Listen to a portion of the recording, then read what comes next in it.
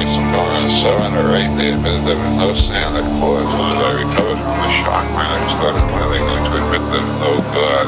And I am quite done with the idea of we, and I would really like a moment to explain that.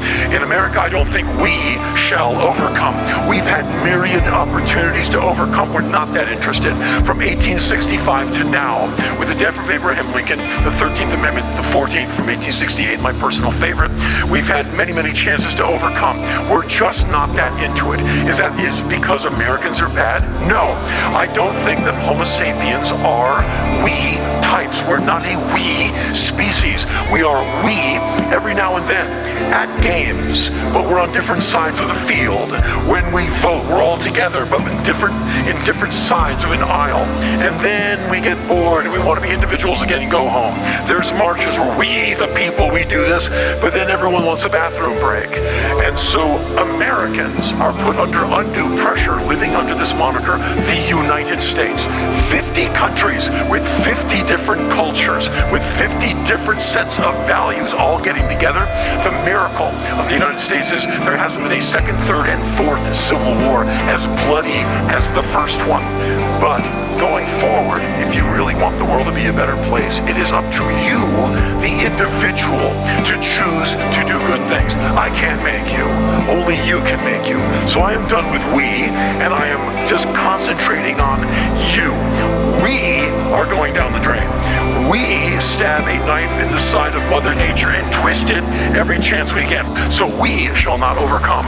You, on the other hand, can overcome, and you can inspire someone else to overcome. That sort of neutral, sanitized language that people adopt is something that I was socialized into.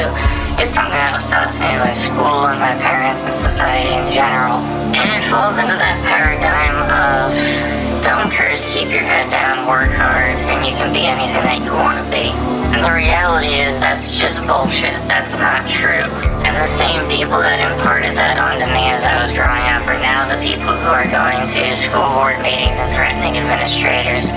They're denying science. These are the same people that say our service workers and our nurses are heroes and give them a pizza party or a water bottle instead of giving them the pay that they're worth because God forbid they fuck up their bottom line at some point.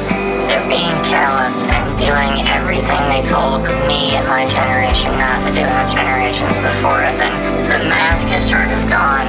We found out in the past 2 years that there is a sizable portion of the population that has the emotional maturity of a toddler and doesn't possess the capacity for empathy.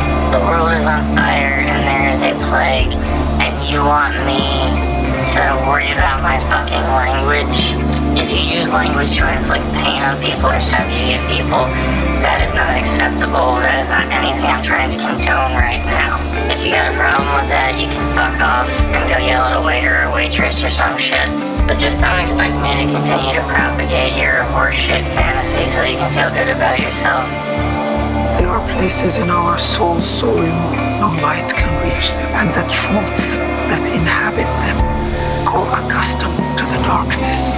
They cannot fathom ever escaping it, and they do not want to be disturbed.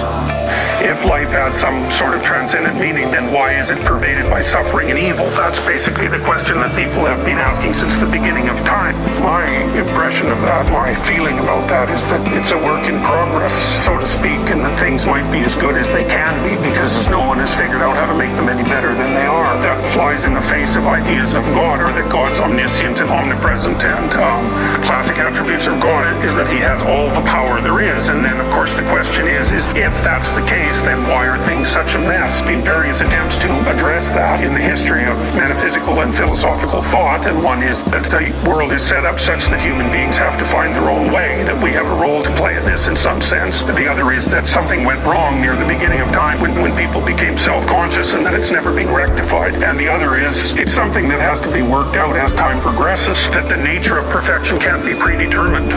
It's too complex. And so in some sense that that being itself is an attempt to compute the perfect final solution, but that no one knows what that is and that you can't compute it without running it as a simulation. It's something like that, and that we participate in that. And I believe that every time people make a choice, the choice that you make is between tilting the world in a direction whose final destination would be something resembling hell, or tilting the world in a direction whose final destination would be something approximating heaven.